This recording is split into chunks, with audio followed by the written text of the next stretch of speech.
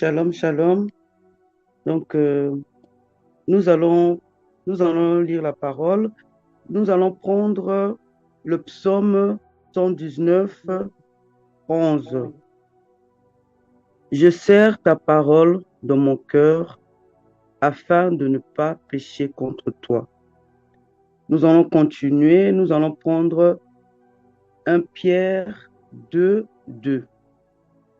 Désirez comme des enfants nouveau-nés le lait spirituel et pur afin que par lui vous croissiez pour le salut.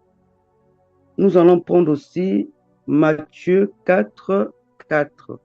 L'homme ne vivra pas de pain seul. Le psaume 119, le 19 et le 21. Je suis un étranger sur la terre, ne me cache pas tes commandements. Mon âme est brisée par le désir qui toujours la parole vers tes lois. Tu menaces les orgueilleux, ces maudits qui s'égarent loin de tes commandements. Voilà, on va s'arrêter là. Moi, je voulais parler de que vraiment, la Bible, c'est notre nourriture. Donc, c'est notre nourriture. Nous ne devons pas rester affamés. Nous ne devons pas avoir faim parce que nous devons toujours mettre notre Bible en pratique. Lire notre Bible, c'est vraiment notre nourriture. Pardon, nous devons vraiment lire, montrer à nos enfants. Donc, toujours, parce que c'est les œuvres du Seigneur qui sont dans la Bible. C'est pour nous construire, c'est pour nous nourrir, c'est pour nous faire du bien, la Bible. Parce que si nous mettons notre Bible en pratique, nous allons voir que vraiment que ça nous aide, ça va nous aider aussi. Ça va nous aider à marcher selon le Seigneur aussi. Et prier aussi, donc mettre sa prière en pratique, donc faire vraiment les œuvres que le Seigneur nous demande de faire. Et ça sera vraiment, ça sera ça. Donc, nous devons regarder notre Bible, toujours notre Bible, pas autre chose, parce que pour ne pas débaucher, pour ne pas faire pour ne pas écouter aussi les paroles d'autres personnes aussi. Parce que tout ce qui est dans la Bible, ça nous nourrit et ça nous montre sur le chemin. Ça nous montre le chemin. Parce qu'on ne peut pas se laisser tromper par d'autres personnes. Parfois dans les églises, donc, nous devons vraiment mettre notre Bible en pratique. Regarder toujours notre Bible, lire les passages, vraiment demander au Seigneur de nous conduire dans la Bible. Le Seigneur, conduis-moi, donne-moi les versets que je dois lire pour que, pour que ma vie change, pour que, pour que je sois toujours là avec toi, que je te suis toujours, Seigneur. Toujours parler au Seigneur. Parce que quand on n'arrive pas, toujours mettre le Seigneur devant. Hein, que le Seigneur va te conduire, parce que le Seigneur, tu vas t'étonner, parce que le Seigneur, il va te montrer, quand tu as des soucis, tu vas voir que le Seigneur va te montrer quel verset tu vas lire. En parlant toujours avec le Seigneur, en faisant confiance au Seigneur. C'est ça notre nourriture. La Bible est notre nourriture. On ne peut pas vivre sans Bible. On ne peut pas construire notre vie sans Bible, même avec nos enfants, apprendre à nos enfants à lire la Bible déjà, de bas âge aussi, apprendre vraiment sérieusement à lire la Bible. On lit la Bible avec nos enfants, on les apprend, les versets, on lit toujours ensemble avec les enfants. Comme ça, les enfants aussi apprennent hein, qu'il y a beaucoup de choses qui se passent à l'école. Les enfants ne seront pas trompés, ne seront pas trompés par les amis. Ils vont te dire, oui, tu fumes ça, ou tu touches ça, ou tu fais ça. Lui va te dire, vraiment, il va dire, non, non, non, non, moi, je ne peux pas faire ça. C'est interdit parce que moi, avec mes parents, nous prions. Non, je ne peux pas faire ces choses-là. Je suis vraiment dans le Seigneur. Il va parler. Il va vraiment dire que vraiment le Seigneur, il est là pour nous. Le Seigneur, je ne peux pas faire ces choses-là. Hein. L'enfant va être protégé. Donc, pratiquons vraiment nos enfants aussi, laissons nos enfants montrons nos enfants, pardon, pour qu'on se conduise dans la Bible. La Bible, c'est vraiment nourrissant, c'est notre nourriture. Nous ne pouvons pas avoir faim. Hein. Si on a faim, allez, nous prenons notre Bible, c'est vraiment notre nourriture. On ne peut pas avoir faim. On ne peut toujours manger parce que nous savons qu'il est là, il est à côté de nous, il est là vraiment. On a faim, on mange et c'est comme la nourriture. C'est vraiment la nourriture. Hein. Tu ne peux pas rester affamé toute la journée. Tu te réveilles le matin, tu as faim, tu restes comme ça. À midi, tu as faim, tu restes comme ça. Non. Le soir aussi, tu as faim, tu restes. Non. Donc, la Bible, vraiment, c'est notre nourriture. On ne peut pas rester sans Bible. Voilà, mes frères et sœurs, je vous laisse avec ce message. Vraiment, bonne journée chez vous. Bonne journée.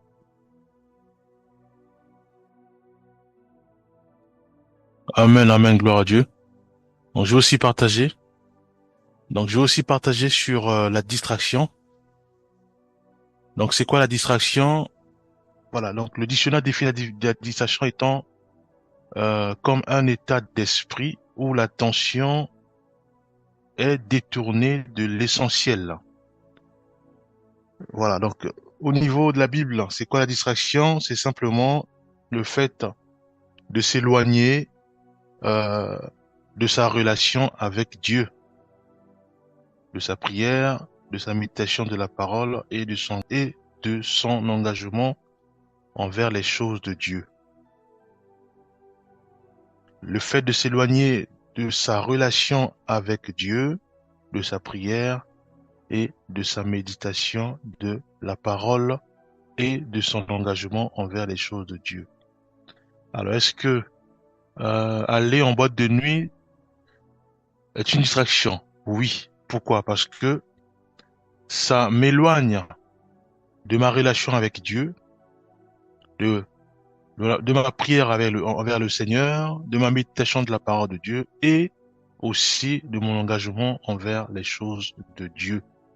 Est-ce que aller dans les bars, est-ce que ça fait partie de la distraction? Oui, parce que ça ne respecte pas les priorités de Dieu qui consistent à me rapprocher des choses de Dieu, à me rapprocher du Seigneur. Donc, par la prière, par la méditation de la parole de Dieu, par les choses que je vois ou j'entends qui solidifient ou qui amplifient ma relation envers le Seigneur.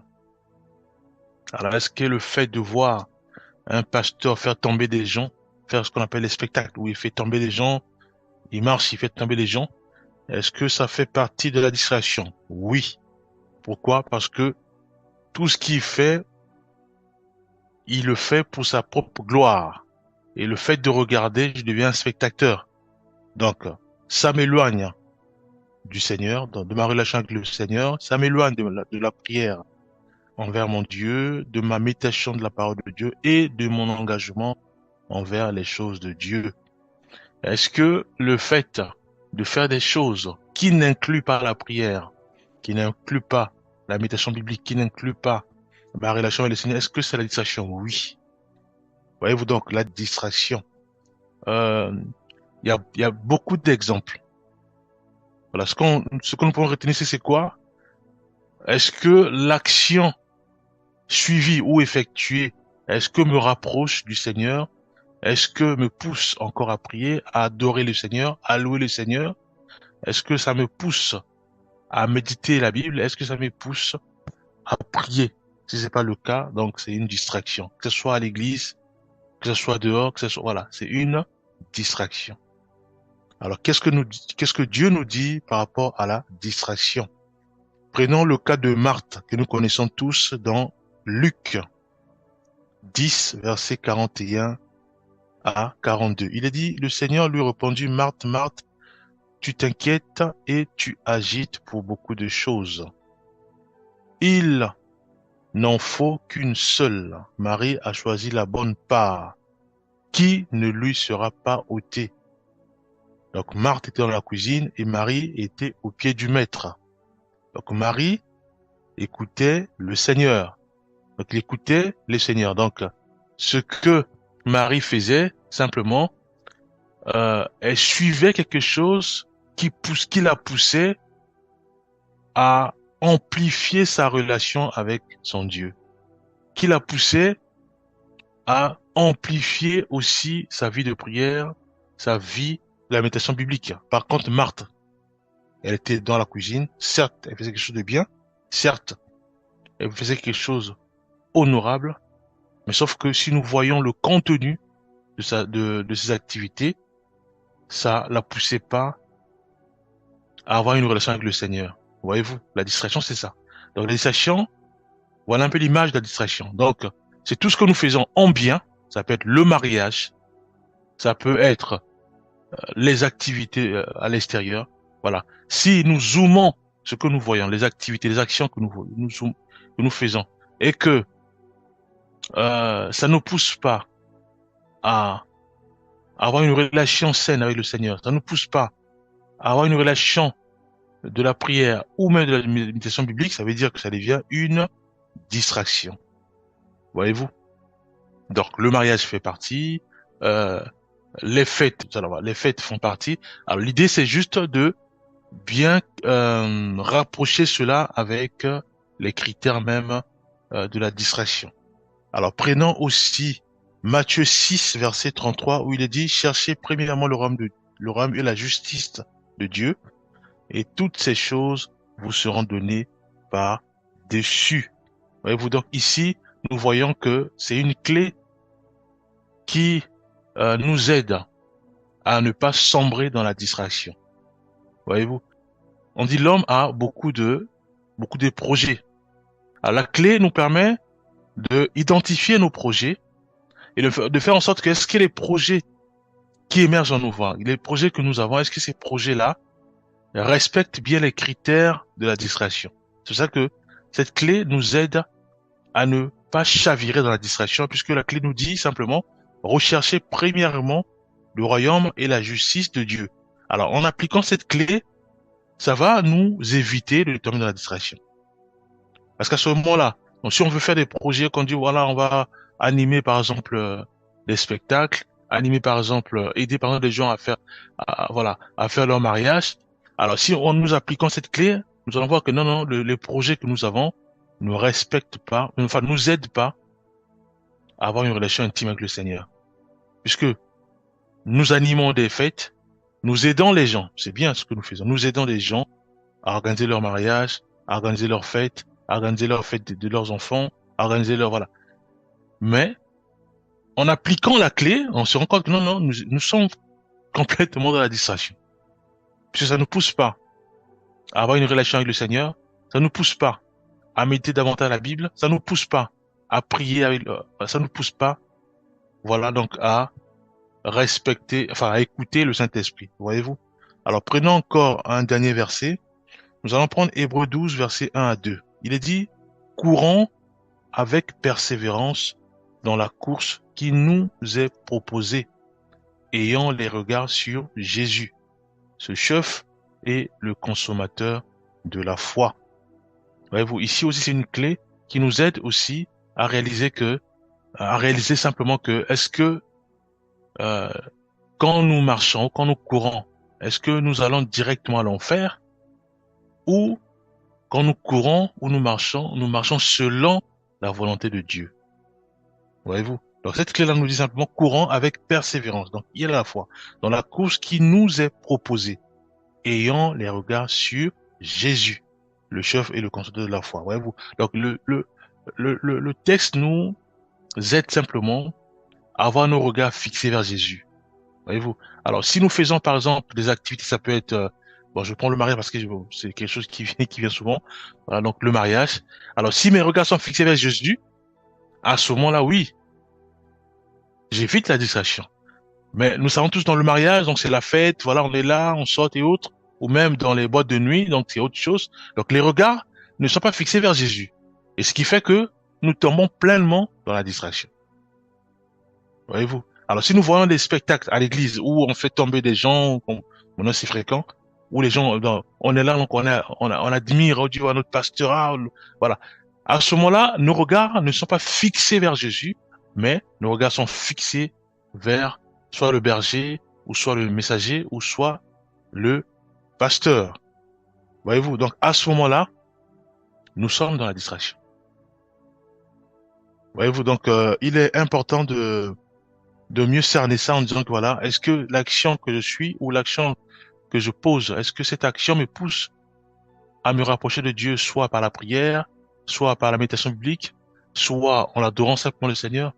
Si c'est le cas, oui, je ne suis pas dans la distraction. Mais si cette action m'empêche de prier ou même de façon subtile, voilà, me détourne de la parole de Dieu, me détourne de la méditation biblique, me détourne de ma relation avec le Seigneur, oui, là, je suis dans la distraction. Voilà ce que je tenais à partager. Et de sa parole du bien-aimé Théo. Shalom, shalom. Merci beaucoup. J'ai été merveilleusement édifié. J'aimerais partager sur un thème. Et le thème, c'est ce que Dieu te demande de détruire aujourd'hui. Si tu les laisses, ces choses-là finiront par te détruire demain. C'est une pensée que j'ai eue ce matin alors que la sœur Tirel avait commencé à parler. Et on va prendre comme exemple dans le livre de 1 Samuel chapitre 15. C'est l'histoire de Saül. On va pas tout lire pour gagner en temps. Dans 1 Samuel chapitre 15, verset 2 jusqu'au verset 3 d'abord. Ainsi parle l'Éternel, je veux intervenir contre Amalek à cause de ce qu'il a fait à Israël, lorsqu'il s'est mis sur son chemin à son sortie d'Égypte. Va maintenant, frappe Amalek et vous vouez à l'interdire tout ce qui lui appartient.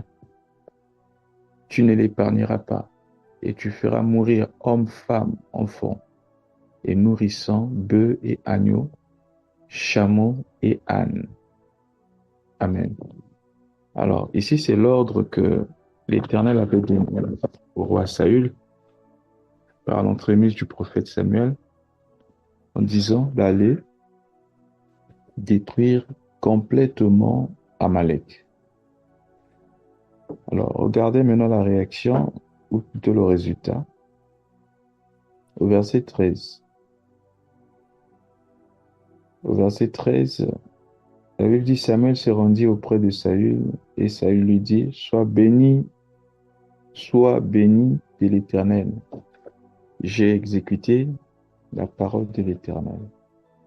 Samuel dit, qu'est-ce donc ce bêlement de petit bétail qui parvient à mes oreilles, et ce mugissement de gros bétail que j'entends? Saül répondit, ils les ont emmenés de chez les Amalek, c'est les Amalécites, parce que le peuple a épargné ce qu'il y avait de meilleur dans le petit et dans le gros bétail, afin de le sacrifier à l'Éternel ton Dieu. Et le reste, nous l'avons voué à l'interdit. Vous voyez, l'ordre était clair. Partez, détruisez tout ce que vous allez trouver là-bas. Hommes, femmes, enfants, bœufs, petits, gros bétail, tout ce que vous allez trouver, vous devez tout détruire. Mais ces hommes, quand ils sont partis, ils ont détruit ce qui était chétif, mais ils ont gardé ce qui était bon, soit disant que c'était pour offrir à l'Éternel des sacrifices. Il est important que nous sachions tout ce que nous pouvons donner à Dieu vient de lui-même.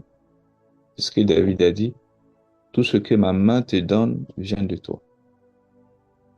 Ce que Dieu désire, ce n'est pas des sacrifices. Vous allez voir la suite. C'est ce que Samuel a dit à Saül, que le plus important chez Dieu, ce ne sont pas les sacrifices. Mais l'obéissance vaut mieux que les sacrifices. Dieu demande à Samuel, plutôt à Saül, de tout détruire. Alors lui pense qu'il y a des choses qu'il peut conserver, qui peuvent l'aider à mieux servir le Seigneur avec. Et si vous voyez bien, C'était juste un prétexte. Hein. Ils ont voulu garder ces bœufs gras et tout parce qu'ils voulaient les utiliser. Ils ont pensé que c'était bien de les avoir avec lui. Bien-aimés, cette parole doit nous interpeller. Il y a des choses peut-être que Dieu nous a demandé d'opter, de nous déconnecter avec, ou même des personnes. Dieu peut vouloir ou te conduire à te déconnecter d'une relation. Donc cette personne-là, tu ne dois plus aller avec elle. Il faut totalement te déconnecter de celui-ci. Toi, tu penses que tu es plus sage que Dieu. Et comme tu aimes tellement cette personne, tu veux conserver cette relation. Dieu peut te déconnecter d'une chose. Dieu peut permettre que tu perdes une chose que pour toi, tu penses être précieuse. Surtout quand cette chose-là commence à devenir ton idole. Dieu te déconnecte de celle-ci afin que tu lui appartiennes totalement. Mais souvent, nous manquons de sagesse. Nous croyons que nous pouvons corrompre Dieu. Frère, un homme ne peut pas corrompre Dieu. Nous connaissons notre conscience, notre marche, et nous savons lorsque nous marchons contrairement à la volonté de Dieu. Donc, même dans ce que Dieu nous demande de détruire, il peut y avoir des bonnes choses. C'est-à-dire que par rapport à notre culture, par rapport à notre système de valeurs, on peut penser que c'est une bonne chose. Mais quand Dieu te demande de te déconnecter de celle-ci, de la détruire, il faut totalement la détruire. Donc, dans ce que Dieu nous demande de détruire, il y a des bonnes choses selon nous, des choses qui paraissent innocentes selon nous, mais nous devons obéir à la parole de Dieu. Nous détruisons cela parce que Dieu nous a demandé de les détruire. Car tout ce que nous ne détruisons pas aujourd'hui, que Dieu nous avait demandé de détruire, finissent par nous détruire demain. Voilà pourquoi nous devons veiller sur notre vie. Vous allez voir que les enfants d'Israël, lorsqu'ils sont rentrés à Canaan, il y a des peuples que Dieu avait demandé d'éliminer, de détruire. Mais quand les enfants d'Israël n'ont pas détruit ces peuples, il est écrit dans la suite que ces peuples étaient devenus comme des épines dans leur chair.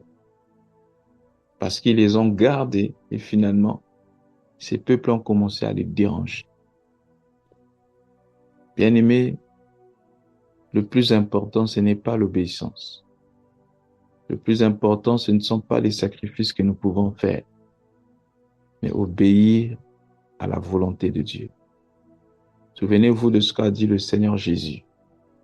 Ce ne sont pas ceux qui me disent Seigneur, Seigneur, qui hériteront le ciel ou qui entreront dans le royaume, mais celui qui fait la volonté de mon Père. Car plusieurs viendront et diront, n'avons-nous pas prêché en ton nom? Beaucoup de gens ont des projets, beaucoup de gens aiment être dans les activités, c'est très bien. Mais si ces activités-là ne sont pas dirigées par l'Esprit de Dieu, inspirées par Dieu, initiées par Dieu, frères, sœurs, ce sont des œuvres mortes. Il faut que Dieu en soit l'initiateur, parce que Dieu soutient ce qu'il initie.